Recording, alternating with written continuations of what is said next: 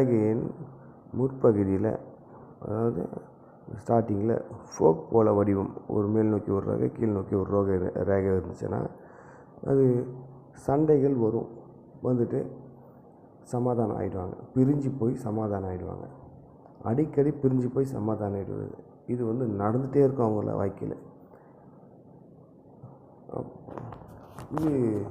இதுக்கு தீர்வு என்னென்னா, யாருன்னா ஒருத்தர் அமைதியாகணும், யாருன்னா ஒருத்தர் அட்ஜஸ்ட் பண்ணி போகணும். இது இப்படி ஒரு நிலைப்பாடு இருந்துச்சுன்னா அவங்க வாழ்க்கையில் சுமூகமாக போகலாம்.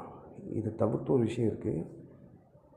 இந்த மாதிரி ரேகை இருக்கவங்க சில பேர் தவறான ஒரு ரிலேஷனில் இருக்கிறதுக்கு வாய்ப்பு இருக்குது. அதனாலேயே கூட சண்டை வரலாம். 2 விதமான கணக்கு இருக்குது. இது தவறான ரிலேஷன்ன்றது இதை பார்த்து மட்டுமே சொல்லக்கூடாது.